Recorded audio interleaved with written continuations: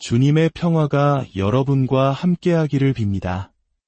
오늘 우리는 역사 속의 거대한 전쟁이나 영웅들의 이야기가 아닌 지금 바로 우리 곁에서 가장 거룩해야 할 장소에서 조용히 벌어지고 있는 하나의 전쟁에 대해 이야기 나누고자 합니다. 이 전쟁은 칼이나 총으로 싸우는 것이 아닙니다. 바로 옷감, 옷의 길이, 그리고 목선의 파임과 같은 우리가 입는 옷이라는 침묵의 언어로 치러지는 전쟁입니다. 그 전쟁터는 바로 하느님의 집, 성당이며 그 싸움의 대가는 제대 위에 성체성사로 현존하시는 만왕의 왕께 마땅히 드려야 할 경외심 그 자체입니다. 우리는 지금 어린 양의 만찬에 참여하기 위한 준비보다 친구와의 저녁 식사 예약을 위해 더 공들여 옷을 고르는 시대에 살고 있습니다. 내가 서 있는 곳은 거룩한 땅이니 내 발에서 신을 벗어라. 이 말씀은 불타는 떨기나무 속에서 모세에게 내려진 경외심을 재정의한 하느님의 준엄한 명령이었습니다. 그런데 오늘날 우리는 어떻습니까? 온 우주의 주인이신 하느님께서 제대 위에 내려오시는 이 지상에서 가장 거룩한 장소에 마치 뒷마당에서 열리는 바비큐 파티에 가는 듯한 복장으로 들어서곤 합니다. 무언가 아주 크게 잘못되었습니다. 오늘 저는 여러분과 함께 이 거룩한 전례 안에서는 결코 용납될 수 없는 한 가지 옷에 대해 이야기하고 싶습니다. 이것은 패션이나 개인의 취향에 관한 문제가 아닙니다. 이것은 주님을 향한 두려움, 즉 경외심에 관한 문제입니다. 우리가 너무나 쉽게 잃어버린 바로 그 감각입니다.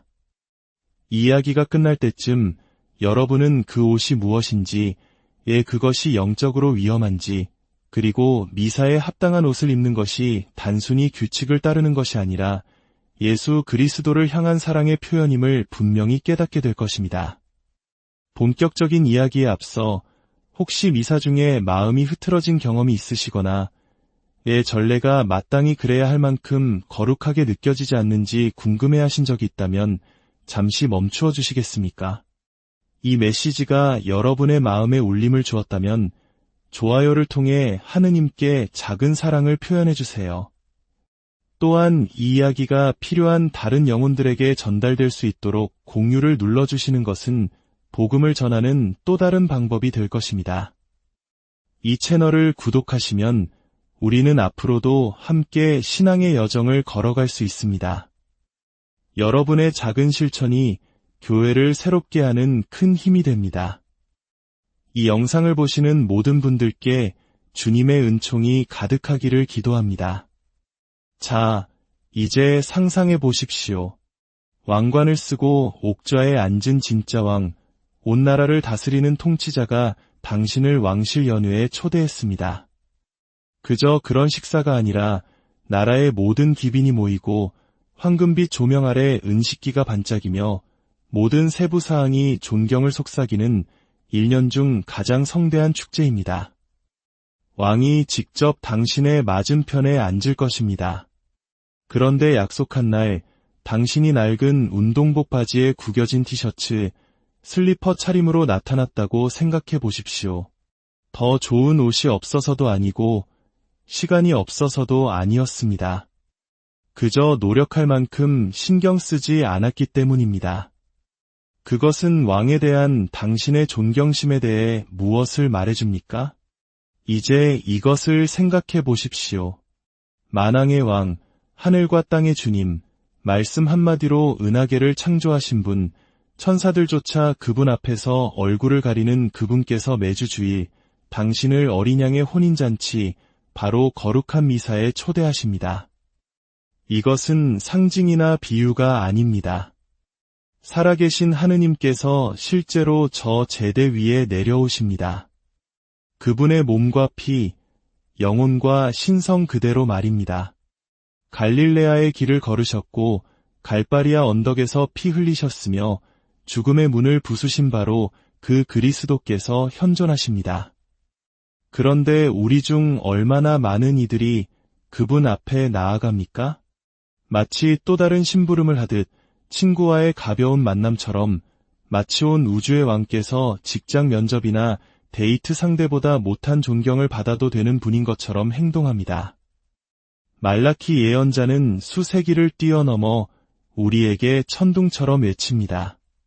주님의 일을 게을리하는 자는 저주를 받으리라. 게으름, 나태함, 거룩함 앞에서의 무관심한 어깨짓. 하지만 우리 시대에 우리는 예배에서의 이러한 나태함을 정상적인 것으로 만들어버렸습니다. 그 시작은 바로 우리가 입는 옷처럼 눈에 보이고 부인할 수 없이 명백한 것에서부터 비롯됩니다. 분명히 말씀드립니다. 이것은 부유함에 대한 이야기가 아닙니다. 명품 브랜드나 비싼 양복에 관한 것이 아닙니다. 제가 만난 가장 경건한 영혼들 중 일부는 가난한 사람들이었습니다.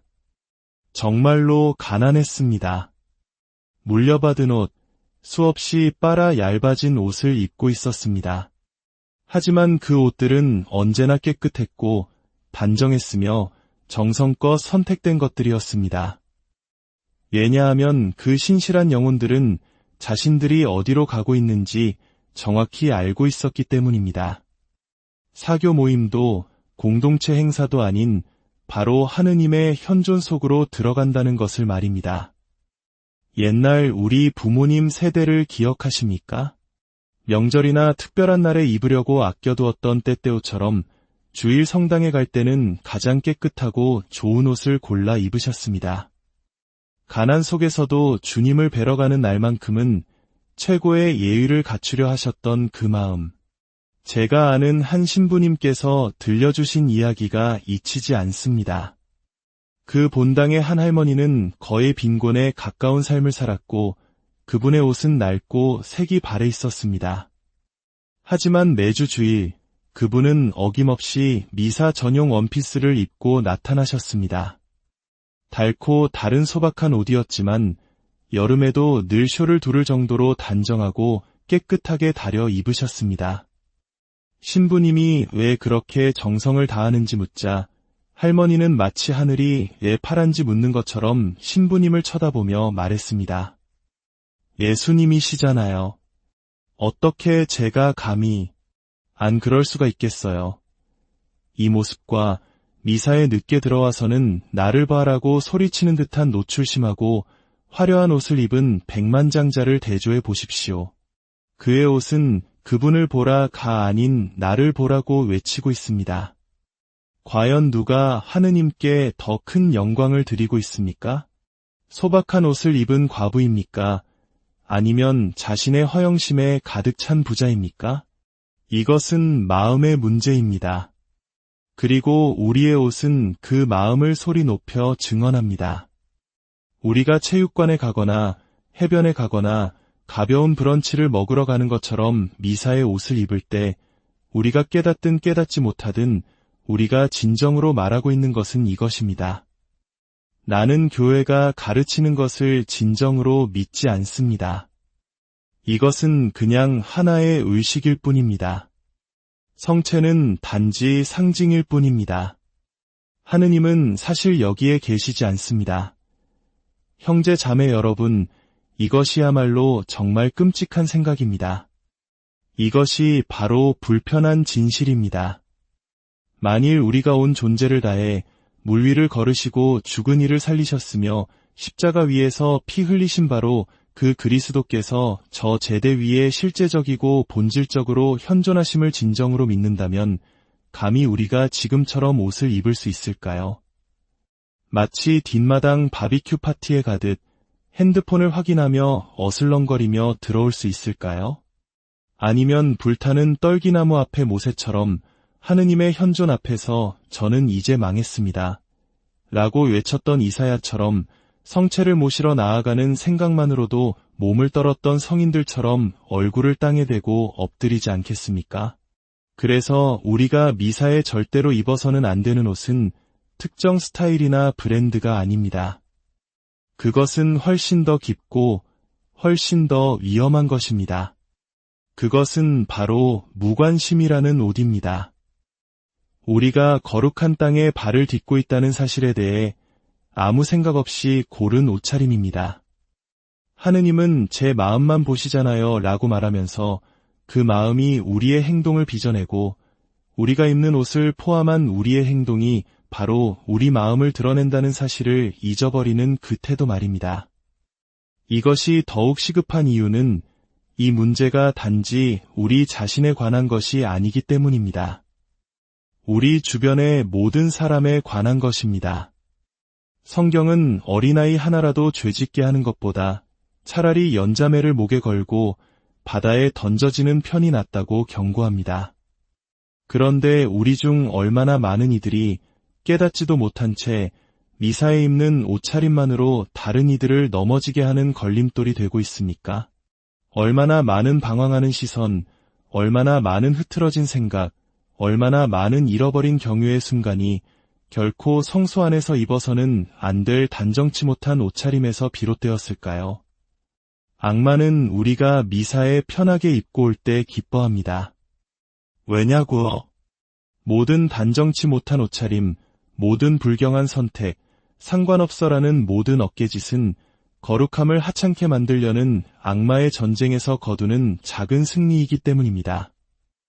악마는 우리가 단번에 성체를 믿지 않게 만들 필요가 없습니다.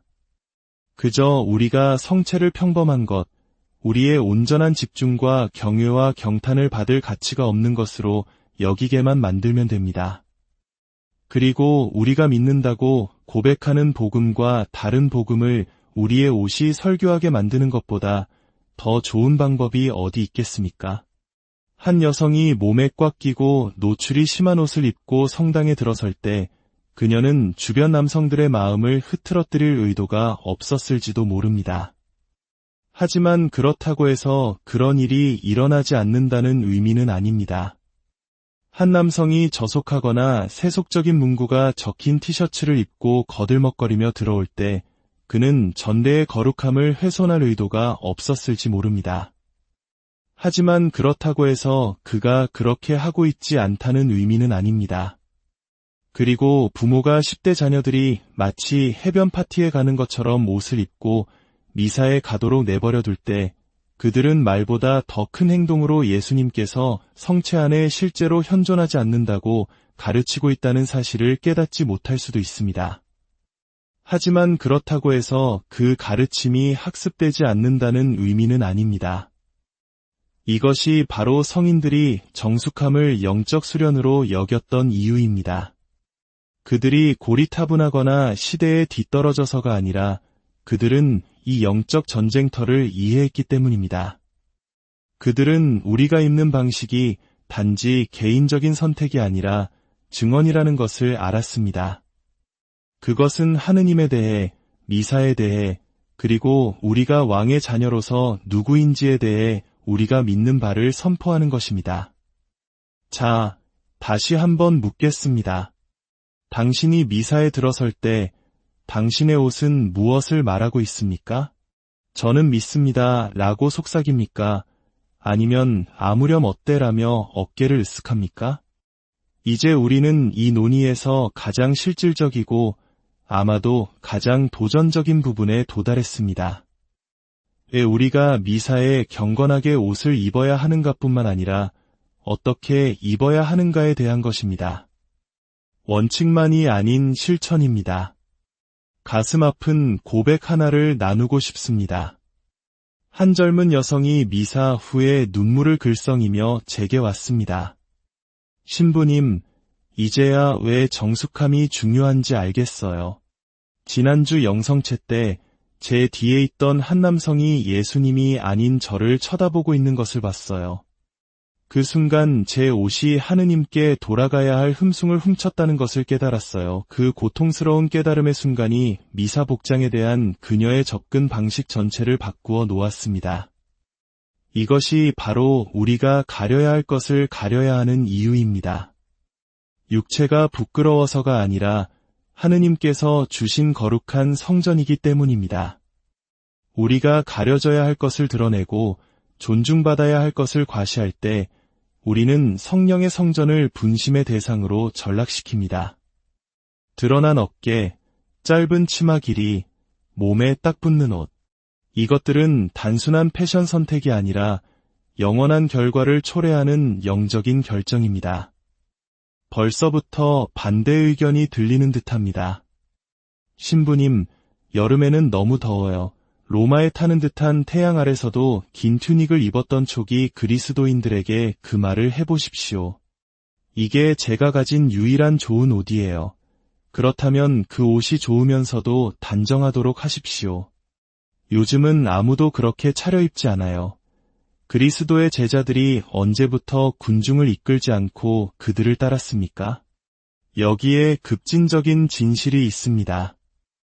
패션보다 정숙함을 선택하는 것은 오늘날 우리가 제공할 수 있는 가장 반문화적인 증언 중 하나입니다.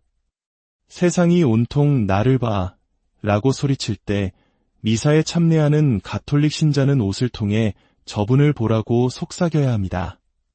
세상이 유행시키는 그 짧은 치마는 세상에 남겨두십시오. 당신의 몸매를 과시하는 그 민소매 셔츠는 헬스장이 더 적합한 장소입니다. 시선을 끄는 파인드레스는 특별한 날의 데이트를 위해 아껴두십시오. 성소는 더 높은 것을 요구합니다. 이것을 율법주의라고 비판하는 이들도 있을 것입니다. 그들은 눈을 굴리며 하느님은 마음을 보시지라고 말할 것입니다. 저는 이렇게 답합니다. 정확합니다. 그리고 당신의 옷은 당신의 마음 상태에 대해 무엇을 말하고 있습니까? 신부가 결혼식을 위해 웨딩드레스를 고르는 것은 율법주의가 아닙니다.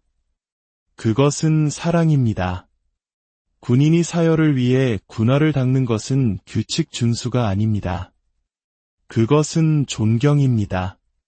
하물며 우리 주님을 뵙기 위해 준비하는 우리는 얼마나 더해야 하겠습니까? 우리는 그것을 주일의 가장 좋은 옷이라고 불렀습니다. 적어도 예전에는 그랬습니다. 직장에는 양복을 입고 가면서 미사에는 청바지를 입고 가는 남성은 우선순위가 뒤바뀐 것입니다. 파티를 위해 몇 시간 동안 준비하면서 영성체를 위해서는 아무 옷이나 걸치는 여성은 무엇이 진정으로 중요한지 오해한 것입니다. 우리는 본당 신부님을 만나는 것이 아닙니다. 우리는 만왕의 왕을 만나는 것입니다. 이제 모든 것을 종합해 보겠습니다. 우리가 이 여정의 끝에 다다르면서 수년간 제 마음을 떠나지 않았던 한 가지 이미지를 여러분께 남겨드리고 싶습니다. 어느 주일 아침 종이 울리고 행렬이 시작됩니다. 사제가 제단으로 다가가는 바로 그 순간 상상할 수 없는 일이 일어납니다. 하늘이 열리고 지상과 영원 사이의 장막이 걷힙니다. 그리고 우리 앞에 살과 피를 지닌 예수 그리스도께서 직접 서 계십니다. 상징적으로나 비유적으로가 아닌 실제로, 참으로, 실체적으로 현존하십니다. 당신은 어떻게 반응하시겠습니까? 무릎을 꿇겠습니까? 기쁨의 눈물을 흘리겠습니까? 하느님의 영광을 감히 쳐다볼 자격이 없음을 느끼며 얼굴을 가리겠습니까? 여기에 충격적인 진실이 있습니다. 그것이 바로 모든 미사에서 일어나는 일입니다. 그런데 우리는 어떻게 반응합니까? 하품을 하고 핸드폰을 확인하고 갈바리아 언덕 아래가 아닌 바비큐 파티에 가는 것처럼 옷을 입습니다. 이것이 우리 시대의 비극입니다. 성체에 대한 믿음을 멈춘 것이 아니라 그 앞에서 떨림을 멈춘 것입니다. 우리는 우주에서 가장 비범한 기적을 가져다가 평범하게 만들어 버렸습니다. 이것이 바로 성인들이 성체를 생각하며 몸을 떨었던 이유입니다. 비오 신부님이 미사 중에 눈물을 흘리셨던 이유입니다. 교회 역사상 가장 위대한 신학자였던 토마스 아퀴나스 성인이 눈물 없이는 영성체에 대해 글을 거의 쓸 수 없었던 이유입니다. 그들은 우리가 잊어버린 것을 신앙의 눈으로 보았습니다. 미사는 인간의 발명품이 아니라 신적인 선물이며 성체는 빵과 포도주가 아니라 그리스도의 바로 그 몸과 피이며 우리가 성소에 들어설 때 거룩한 땅 위에 서 있다는 것을 말입니다. 그리고 그것이 형제 자매 여러분 모든 것을 변화시킵니다. 그러므로 우리가 시작해야 할 혁명은 바로 이것입니다. 거창한 몸짓이 아닌 매일의 작은 경외의 행위로 시작하는 혁명입니다. 주일 아침 옷장을 열고 이 옷이 그리스도께 영광을 드리는가? 라고 묻는 순간 시작됩니다.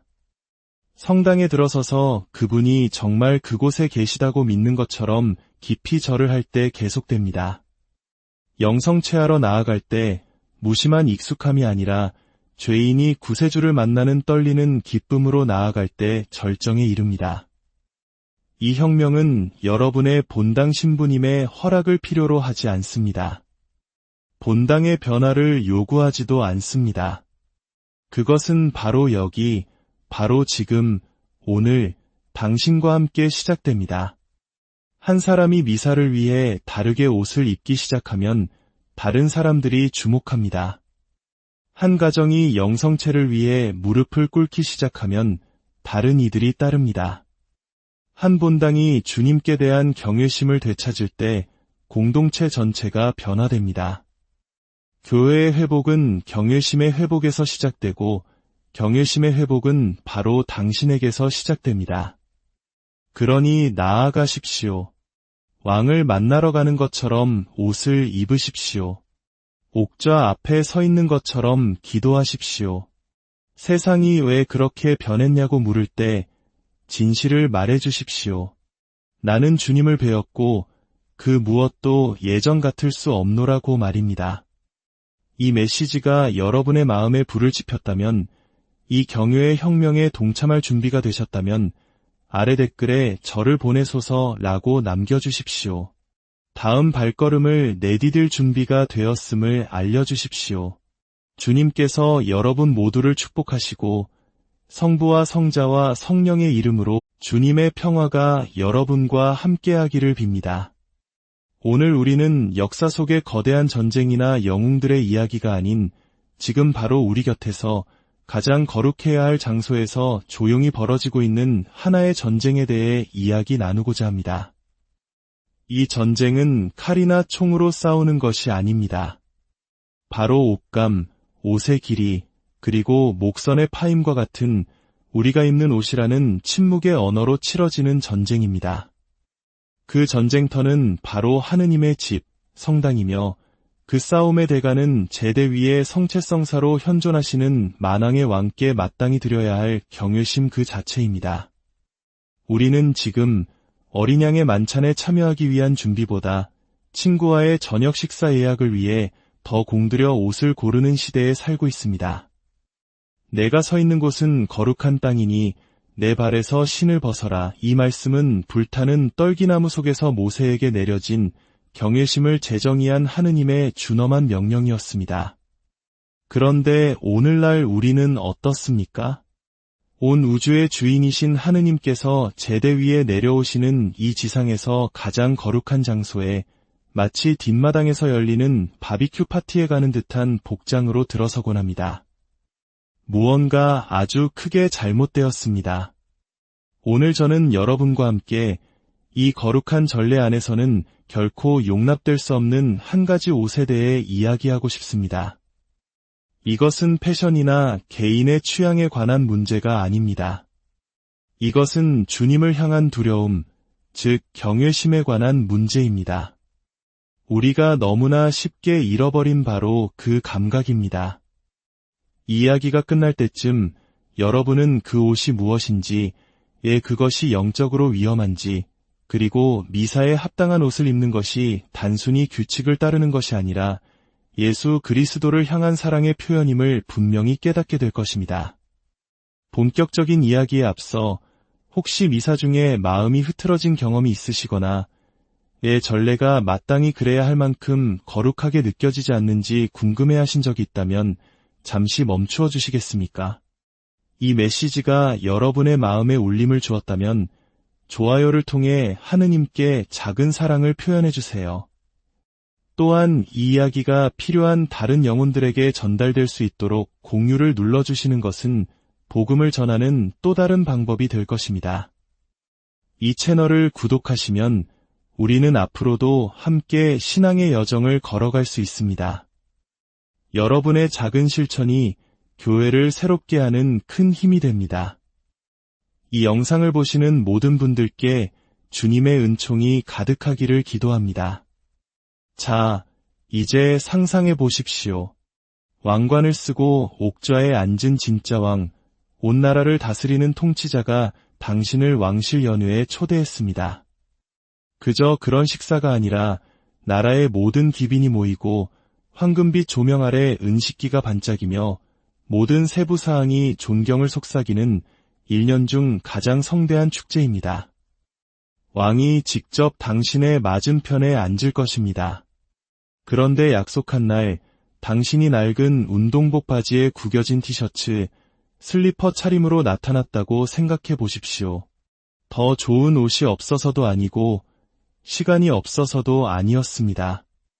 그저 노력할 만큼 신경 쓰지 않았기 때문입니다. 그것은 왕에 대한 당신의 존경심에 대해 무엇을 말해줍니까? 이제 이것을 생각해 보십시오.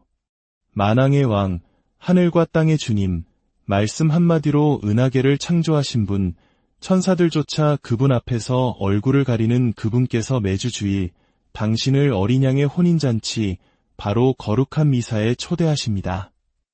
이것은 상징이나 비유가 아닙니다. 살아계신 하느님께서 실제로 저 제대 위에 내려오십니다. 그분의 몸과 피, 영혼과 신성 그대로 말입니다. 갈릴레아의 길을 걸으셨고 갈바리아 언덕에서 피 흘리셨으며 죽음의 문을 부수신 바로 그 그리스도께서 현존하십니다. 그런데 우리 중 얼마나 많은 이들이 그분 앞에 나아갑니까?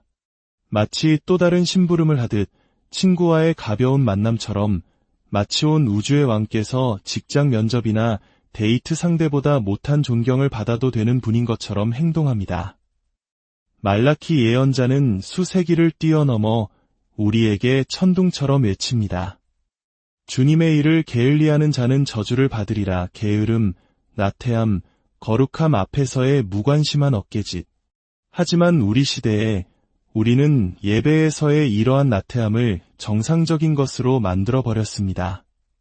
그 시작은 바로 우리가 입는 옷처럼 눈에 보이고 부인할 수 없이 명백한 것에서부터 비롯됩니다. 분명히 말씀드립니다. 이것은 부유함에 대한 이야기가 아닙니다. 명품 브랜드나 비싼 양복에 관한 것이 아닙니다.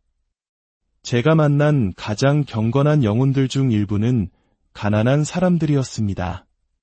정말로 가난했습니다. 물려받은 옷, 수없이 빨아 얇아진 옷을 입고 있었습니다.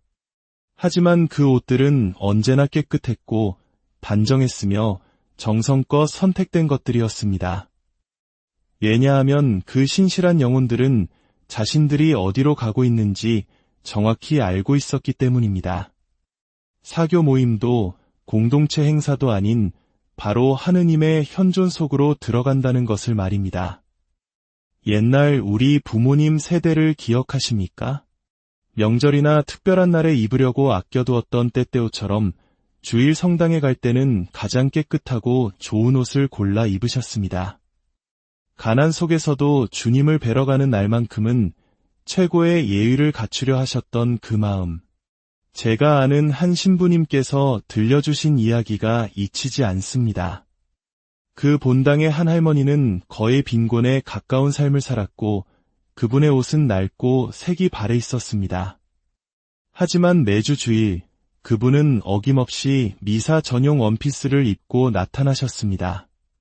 닳고 다른 소박한 옷이었지만 여름에도 늘 쇼를 두를 정도로 단정하고 깨끗하게 다려 입으셨습니다. 신부님이 왜 그렇게 정성을 다하는지 묻자 할머니는 마치 하늘이 왜 파란지 묻는 것처럼 신부님을 쳐다보며 말했습니다. 예수님이시잖아요. 어떻게 제가 감히 안 그럴 수가 있겠어요. 이 모습과 미사에 늦게 들어와서는 나를 봐라고 소리치는 듯한 노출심하고 화려한 옷을 입은 백만장자를 대조해 보십시오. 그의 옷은 그분을 보라가 아닌 나를 보라고 외치고 있습니다. 과연 누가 하느님께 더 큰 영광을 드리고 있습니까? 소박한 옷을 입은 과부입니까? 아니면 자신의 허영심에 가득 찬 부자입니까? 이것은 마음의 문제입니다. 그리고 우리의 옷은 그 마음을 소리 높여 증언합니다. 우리가 체육관에 가거나 해변에 가거나 가벼운 브런치를 먹으러 가는 것처럼 미사의 옷을 입을 때 우리가 깨닫든 깨닫지 못하든 우리가 진정으로 말하고 있는 것은 이것입니다. 나는 교회가 가르치는 것을 진정으로 믿지 않습니다. 이것은 그냥 하나의 의식일 뿐입니다. 성체는 단지 상징일 뿐입니다. 하느님은 사실 여기에 계시지 않습니다. 형제 자매 여러분, 이것이야말로 정말 끔찍한 생각입니다. 이것이 바로 불편한 진실입니다. 만일 우리가 온 존재를 다해 물 위를 걸으시고 죽은 이를 살리셨으며 십자가 위에서 피 흘리신 바로 그 그리스도께서 저 제대 위에 실제적이고 본질적으로 현존하심을 진정으로 믿는다면 감히 우리가 지금처럼 옷을 입을 수 있을까요? 마치 뒷마당 바비큐 파티에 가듯 핸드폰을 확인하며 어슬렁거리며 들어올 수 있을까요? 아니면 불타는 떨기나무 앞의 모세처럼 하느님의 현존 앞에서 저는 이제 망했습니다. 라고 외쳤던 이사야처럼 성체를 모시러 나아가는 생각만으로도 몸을 떨었던 성인들처럼 얼굴을 땅에 대고 엎드리지 않겠습니까? 그래서 우리가 미사에 절대로 입어서는 안 되는 옷은 특정 스타일이나 브랜드가 아닙니다. 그것은 훨씬 더 깊고 훨씬 더 위험한 것입니다. 그것은 바로 무관심이라는 옷입니다. 우리가 거룩한 땅에 발을 딛고 있다는 사실에 대해 아무 생각 없이 고른 옷차림입니다. 하느님은 제 마음만 보시잖아요 라고 말하면서 그 마음이 우리의 행동을 빚어내고 우리가 입는 옷을 포함한 우리의 행동이 바로 우리 마음을 드러낸다는 사실을 잊어버리는 그 태도 말입니다. 이것이 더욱 시급한 이유는 이 문제가 단지 우리 자신에 관한 것이 아니기 때문입니다. 우리 주변의 모든 사람에 관한 것입니다. 성경은 어린아이 하나라도 죄짓게 하는 것보다 차라리 연자매를 목에 걸고 바다에 던져지는 편이 낫다고 경고합니다. 그런데 우리 중 얼마나 많은 이들이 깨닫지도 못한 채 미사에 입는 옷차림만으로 다른 이들을 넘어지게 하는 걸림돌이 되고 있습니까? 얼마나 많은 방황하는 시선, 얼마나 많은 흐트러진 생각, 얼마나 많은 잃어버린 경유의 순간이 결코 성소 안에서 입어서는 안 될 단정치 못한 옷차림에서 비롯되었을까요? 악마는 우리가 미사에 편하게 입고 올 때 기뻐합니다. 왜냐고? 모든 단정치 못한 옷차림, 모든 불경한 선택, 상관없어라는 모든 어깨짓은 거룩함을 하찮게 만들려는 악마의 전쟁에서 거두는 작은 승리이기 때문입니다. 악마는 우리가 단번에 성체를 믿지 않게 만들 필요가 없습니다. 그저 우리가 성체를 평범한 것, 우리의 온전한 집중과 경외와 경탄을 받을 가치가 없는 것으로 여기게만 만들면 됩니다. 그리고 우리가 믿는다고 고백하는 복음과 다른 복음을 우리의 옷이 설교하게 만드는 것보다 더 좋은 방법이 어디 있겠습니까? 한 여성이 몸에 꽉 끼고 노출이 심한 옷을 입고 성당에 들어설 때 그녀는 주변 남성들의 마음을 흐트러뜨릴 의도가 없었을지도 모릅니다. 하지만 그렇다고 해서 그런 일이 일어나지 않는다는 의미는 아닙니다. 한 남성이 저속하거나 세속적인 문구가 적힌 티셔츠를 입고 거들먹거리며 들어올 때 그는 전대의 거룩함을 훼손할 의도가 없었을지 모릅니다. 하지만 그렇다고 해서 그가 그렇게 하고 있지 않다는 의미는 아닙니다.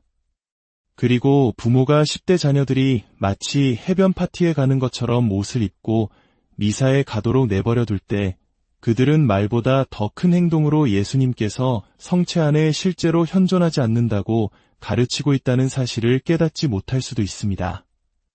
하지만 그렇다고 해서 그 가르침이 학습되지 않는다는 의미는 아닙니다. 이것이 바로 성인들이 정숙함을 영적 수련으로 여겼던 이유입니다. 그들이 고리타분하거나 시대에 뒤떨어져서가 아니라 그들은 이 영적 전쟁터를 이해했기 때문입니다. 그들은 우리가 입는 방식이 단지 개인적인 선택이 아니라 증언이라는 것을 알았습니다. 그것은 하느님에 대해, 미사에 대해, 그리고 우리가 왕의 자녀로서 누구인지에 대해 우리가 믿는 바를 선포하는 것입니다. 자, 다시 한번 묻겠습니다. 당신이 미사에 들어설 때 당신의 옷은 무엇을 말하고 있습니까? 저는 믿습니다 라고 속삭입니까? 아니면 아무렴 어때라며 어깨를 으쓱합니까? 이제 우리는 이 논의에서 가장 실질적이고 아마도 가장 도전적인 부분에 도달했습니다. 왜 우리가 미사에 경건하게 옷을 입어야 하는가뿐만 아니라 어떻게 입어야 하는가에 대한 것입니다. 원칙만이 아닌 실천입니다. 가슴 아픈 고백 하나를 나누고 싶습니다. 한 젊은 여성이 미사 후에 눈물을 글썽이며 제게 왔습니다. 신부님, 이제야 왜 정숙함이 중요한지 알겠어요. 지난주 영성체 때 제 뒤에 있던 한 남성이 예수님이 아닌 저를 쳐다보고 있는 것을 봤어요. 그 순간 제 옷이 하느님께 돌아가야 할 흠숭을 훔쳤다는 것을 깨달았어요. 그 고통스러운 깨달음의 순간이 미사 복장에 대한 그녀의 접근 방식 전체를 바꾸어 놓았습니다. 이것이 바로 우리가 가려야 할 것을 가려야 하는 이유입니다. 육체가 부끄러워서가 아니라 하느님께서 주신 거룩한 성전이기 때문입니다. 우리가 가려져야 할 것을 드러내고 존중받아야 할 것을 과시할 때 우리는 성령의 성전을 분심의 대상으로 전락시킵니다. 드러난 어깨, 짧은 치마 길이, 몸에 딱 붙는 옷. 이것들은 단순한 패션 선택이 아니라 영원한 결과를 초래하는 영적인 결정입니다. 벌써부터 반대 의견이 들리는 듯합니다. 신부님, 여름에는 너무 더워요. 로마에 타는 듯한 태양 아래서도 긴 튜닉을 입었던 촉이 그리스도인들에게 그 말을 해보십시오. 이게 제가 가진 유일한 좋은 옷이에요. 그렇다면 그 옷이 좋으면서도 단정하도록 하십시오. 요즘은 아무도 그렇게 차려입지 않아요. 그리스도의 제자들이 언제부터 군중을 이끌지 않고 그들을 따랐습니까? 여기에 급진적인 진실이 있습니다. 패션보다 정숙함을 선택하는 것은 오늘날 우리가 제공할 수 있는 가장 반문화적인 증언 중 하나입니다. 세상이 온통 나를 봐 라고 소리칠 때 미사에 참여하는 가톨릭 신자는 옷을 통해 저분을 보라고 속삭여야 합니다. 세상이 유행시키는 그 짧은 치마는 세상에 남겨두십시오.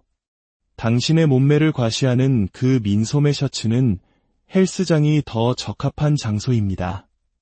시선을 끄는 파인드레스는 특별한 날의 데이트를 위해 아껴두십시오. 성소는 더 높은 것을 요구합니다. 이것을 율법주의라고 비판하는 이들도 있을 것입니다. 그들은 눈을 굴리며 하느님은 마음을 보시지라고 말할 것입니다. 저는 이렇게 답합니다. 정확합니다. 그리고 당신의 옷은 당신의 마음 상태에 대해 무엇을 말하고 있습니까? 신부가 결혼식을 위해 웨딩드레스를 고르는 것은 율법주의가 아닙니다. 그것은 사랑입니다. 군인이 사열을 위해 군화를 닦는 것은 규칙 준수가 아닙니다. 그것은 존경입니다. 하물며 우리 주님을 뵙기 위해 준비하는 우리는 얼마나 더해야 하겠습니까? 우리는 그것을 주일에 가장 좋은 옷이라고 불렀습니다. 적어도 예전에는 그랬습니다.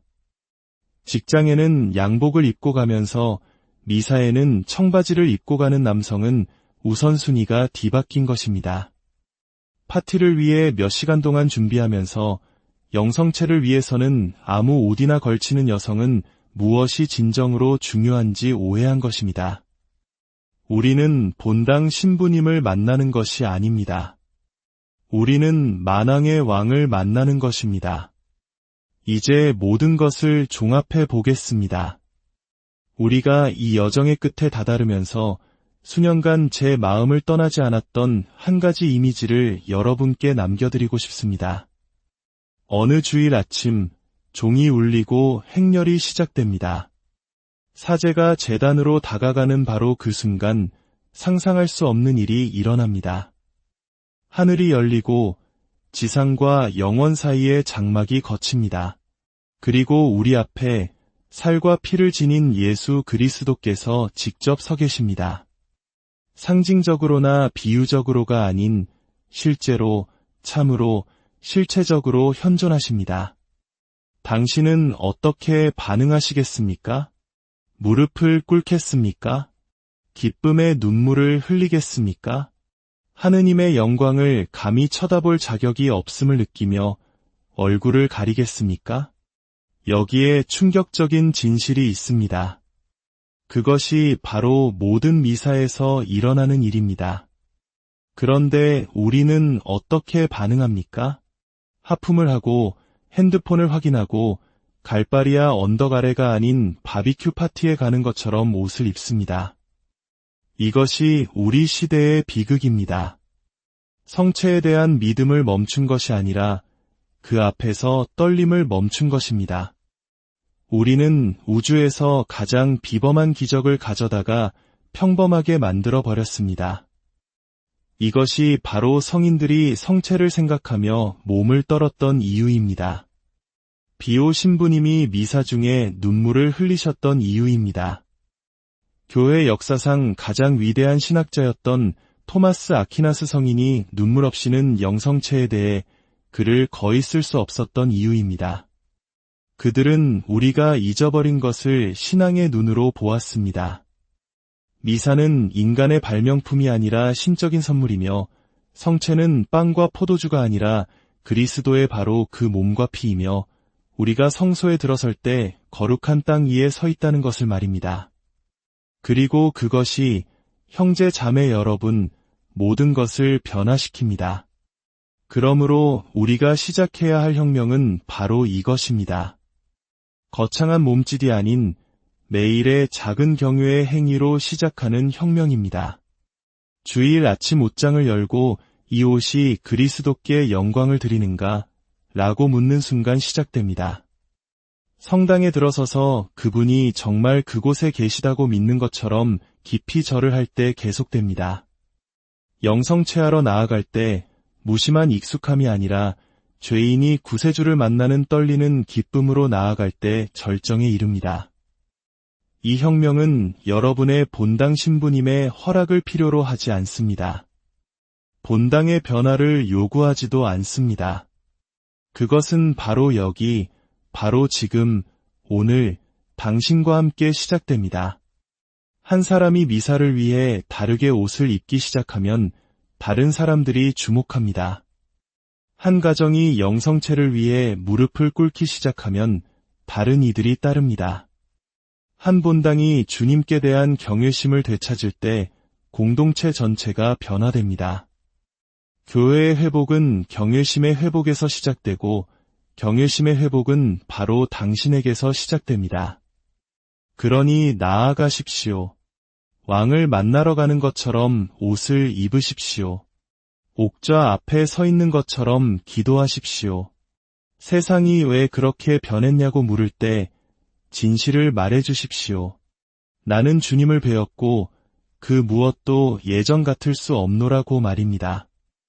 이 메시지가 여러분의 마음에 불을 지폈다면, 이 경외의 혁명에 동참할 준비가 되셨다면 아래 댓글에 저를 보내소서라고 남겨주십시오.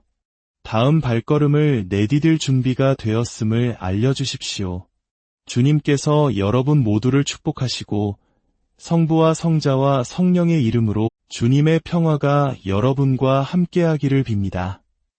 오늘 우리는 역사 속의 거대한 전쟁이나 영웅들의 이야기가 아닌 지금 바로 우리 곁에서 가장 거룩해야 할 장소에서 조용히 벌어지고 있는 하나의 전쟁에 대해 이야기 나누고자 합니다. 이 전쟁은 칼이나 총으로 싸우는 것이 아닙니다. 바로 옷감, 옷의 길이, 그리고 목선의 파임과 같은 우리가 입는 옷이라는 침묵의 언어로 치러지는 전쟁입니다. 그 전쟁터는 바로 하느님의 집, 성당이며 그 싸움의 대가는 제대 위에 성체성사로 현존하시는 만왕의 왕께 마땅히 드려야 할 경외심 그 자체입니다. 우리는 지금 어린 양의 만찬에 참여하기 위한 준비보다 친구와의 저녁 식사 예약을 위해 더 공들여 옷을 고르는 시대에 살고 있습니다.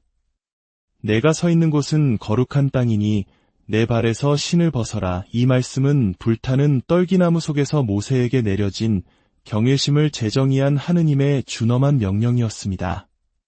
그런데 오늘날 우리는 어떻습니까? 온 우주의 주인이신 하느님께서 제대 위에 내려오시는 이 지상에서 가장 거룩한 장소에 마치 뒷마당에서 열리는 바비큐 파티에 가는 듯한 복장으로 들어서곤 합니다. 무언가 아주 크게 잘못되었습니다. 오늘 저는 여러분과 함께 이 거룩한 전례 안에서는 결코 용납될 수 없는 한 가지 옷에 대해 이야기하고 싶습니다. 이것은 패션이나 개인의 취향에 관한 문제가 아닙니다. 이것은 주님을 향한 두려움, 즉 경외심에 관한 문제입니다. 우리가 너무나 쉽게 잃어버린 바로 그 감각입니다. 이야기가 끝날 때쯤 여러분은 그 옷이 무엇인지, 그것이 영적으로 위험한지, 그리고 미사에 합당한 옷을 입는 것이 단순히 규칙을 따르는 것이 아니라 예수 그리스도를 향한 사랑의 표현임을 분명히 깨닫게 될 것입니다.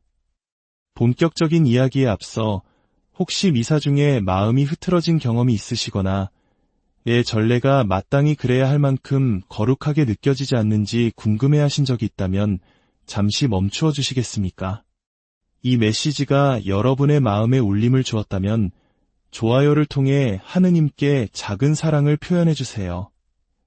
또한 이 이야기가 필요한 다른 영혼들에게 전달될 수 있도록 공유를 눌러주시는 것은 복음을 전하는 또 다른 방법이 될 것입니다. 이 채널을 구독하시면 우리는 앞으로도 함께 신앙의 여정을 걸어갈 수 있습니다. 여러분의 작은 실천이 교회를 새롭게 하는 큰 힘이 됩니다. 이 영상을 보시는 모든 분들께 주님의 은총이 가득하기를 기도합니다. 자, 이제 상상해 보십시오. 왕관을 쓰고 옥좌에 앉은 진짜 왕, 온 나라를 다스리는 통치자가 당신을 왕실 연회에 초대했습니다. 그저 그런 식사가 아니라 나라의 모든 기빈이 모이고 황금빛 조명 아래 은식기가 반짝이며 모든 세부 사항이 존경을 속삭이는 1년 중 가장 성대한 축제입니다. 왕이 직접 당신의 맞은편에 앉을 것입니다. 그런데 약속한 날, 당신이 낡은 운동복 바지에 구겨진 티셔츠, 슬리퍼 차림으로 나타났다고 생각해 보십시오. 더 좋은 옷이 없어서도 아니고 시간이 없어서도 아니었습니다. 그저 노력할 만큼 신경 쓰지 않았기 때문입니다. 그것은 왕에 대한 당신의 존경심에 대해 무엇을 말해줍니까? 이제 이것을 생각해 보십시오. 만왕의 왕, 하늘과 땅의 주님, 말씀 한마디로 은하계를 창조하신 분, 천사들조차 그분 앞에서 얼굴을 가리는 그분께서 매주 주일 당신을 어린 양의 혼인잔치, 바로 거룩한 미사에 초대하십니다. 이것은 상징이나 비유가 아닙니다. 살아계신 하느님께서 실제로 저 제대 위에 내려오십니다. 그분의 몸과 피, 영혼과 신성 그대로 말입니다. 갈릴레아의 길을 걸으셨고 갈바리아 언덕에서 피 흘리셨으며 죽음의 문을 부수신 바로 그 그리스도께서 현존하십니다. 그런데 우리 중 얼마나 많은 이들이 그분 앞에 나아갑니까? 마치 또 다른 심부름을 하듯 친구와의 가벼운 만남처럼 마치 온 우주의 왕께서 직장 면접이나 데이트 상대보다 못한 존경을 받아도 되는 분인 것처럼 행동합니다. 말라키 예언자는 수세기를 뛰어넘어 우리에게 천둥처럼 외칩니다. 주님의 일을 게을리하는 자는 저주를 받으리라. 게으름, 나태함, 거룩함 앞에서의 무관심한 어깨짓. 하지만 우리 시대에 우리는 예배에서의 이러한 나태함을 정상적인 것으로 만들어버렸습니다. 그 시작은 바로 우리가 입는 옷처럼 눈에 보이고 부인할 수 없이 명백한 것에서부터 비롯됩니다. 분명히 말씀드립니다. 이것은 부유함에 대한 이야기가 아닙니다. 명품 브랜드나 비싼 양복에 관한 것이 아닙니다. 제가 만난 가장 경건한 영혼들 중 일부는 가난한 사람들이었습니다. 정말로 가난했습니다. 물려받은 옷, 수없이 빨아 얇아진 옷을 입고 있었습니다. 하지만 그 옷들은 언제나 깨끗했고 단정했으며 정성껏 선택된 것들이었습니다. 왜냐하면 그 신실한 영혼들은 자신들이 어디로 가고 있는지 정확히 알고 있었기 때문입니다. 사교 모임도 공동체 행사도 아닌 바로 하느님의 현존 속으로 들어간다는 것을 말입니다.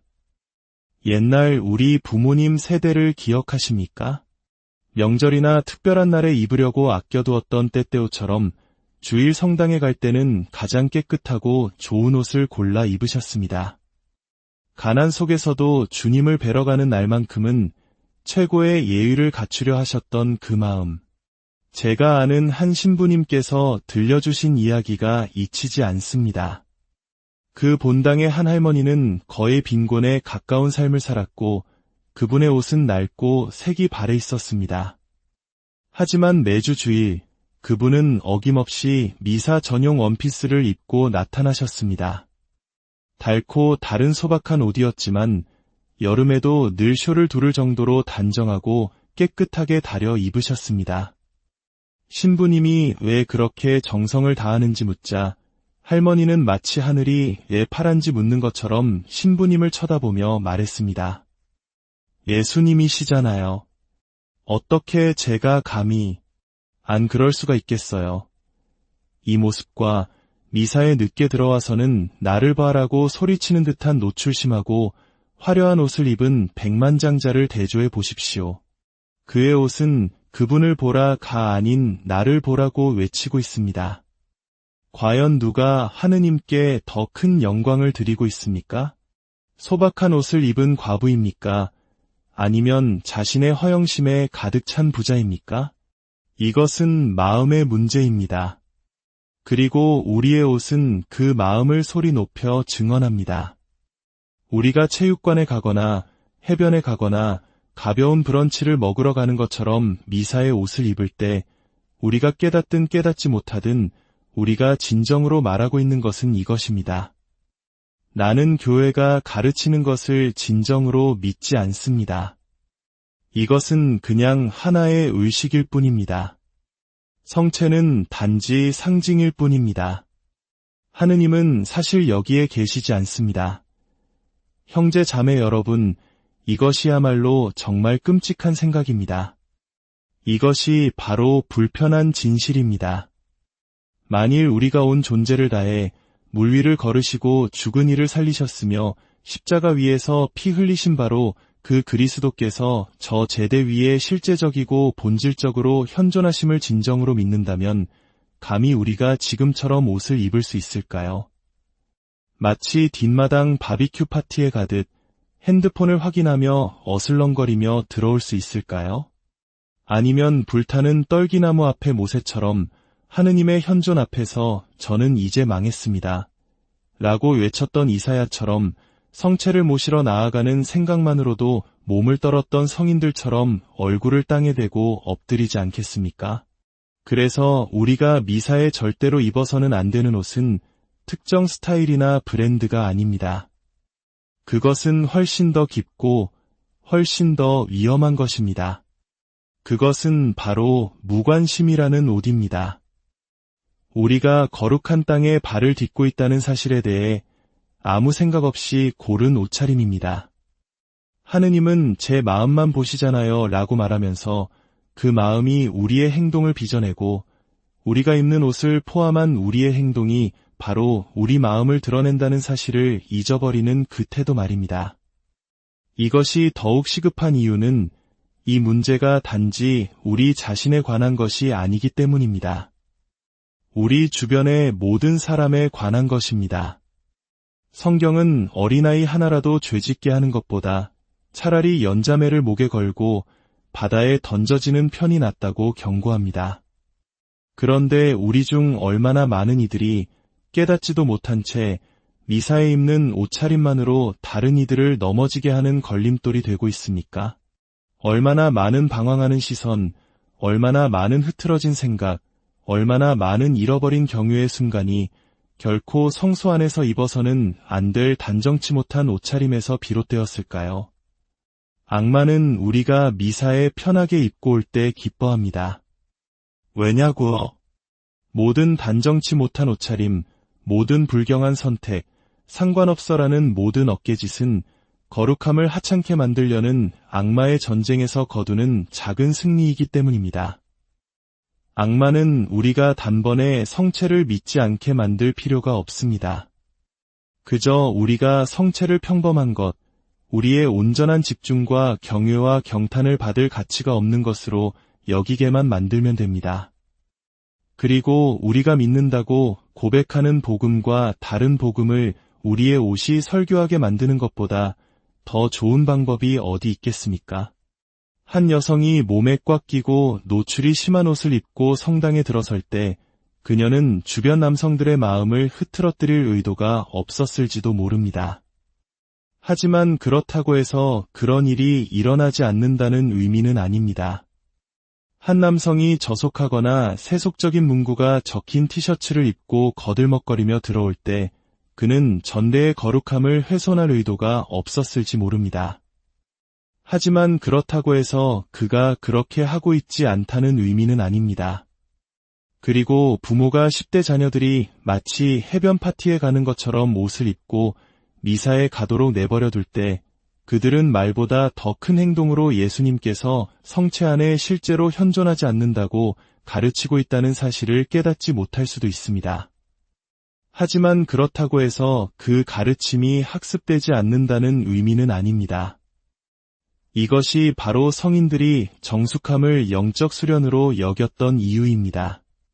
그들이 고리타분하거나 시대에 뒤떨어져서가 아니라 그들은 이 영적 전쟁터를 이해했기 때문입니다. 그들은 우리가 입는 방식이 단지 개인적인 선택이 아니라 증언이라는 것을 알았습니다. 그것은 하느님에 대해, 미사에 대해, 그리고 우리가 왕의 자녀로서 누구인지에 대해 우리가 믿는 바를 선포하는 것입니다. 자, 다시 한번 묻겠습니다. 당신이 미사에 들어설 때 당신의 옷은 무엇을 말하고 있습니까? 저는 믿습니다 라고 속삭입니까? 아니면 아무렴 어때라며 어깨를 으쓱합니까? 이제 우리는 이 논의에서 가장 실질적이고 아마도 가장 도전적인 부분에 도달했습니다. 왜 우리가 미사에 경건하게 옷을 입어야 하는가뿐만 아니라 어떻게 입어야 하는가에 대한 것입니다. 원칙만이 아닌 실천입니다. 가슴 아픈 고백 하나를 나누고 싶습니다. 한 젊은 여성이 미사 후에 눈물을 글썽이며 제게 왔습니다. 신부님, 이제야 왜 정숙함이 중요한지 알겠어요. 지난주 영성체 때 제 뒤에 있던 한 남성이 예수님이 아닌 저를 쳐다보고 있는 것을 봤어요.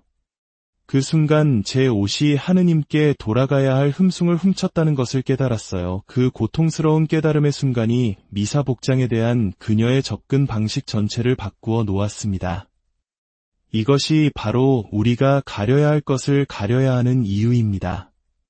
육체가 부끄러워서가 아니라 하느님께서 주신 거룩한 성전이기 때문입니다.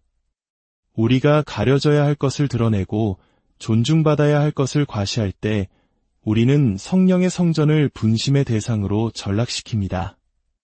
드러난 어깨, 짧은 치마 길이, 몸에 딱 붙는 옷. 이것들은 단순한 패션 선택이 아니라 영원한 결과를 초래하는 영적인 결정입니다.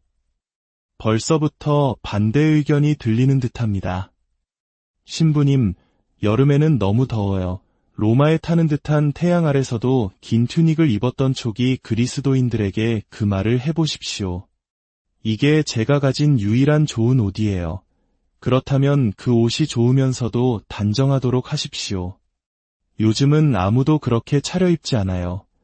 그리스도의 제자들이 언제부터 군중을 이끌지 않고 그들을 따랐습니까? 여기에 급진적인 진실이 있습니다. 패션보다 정숙함을 선택하는 것은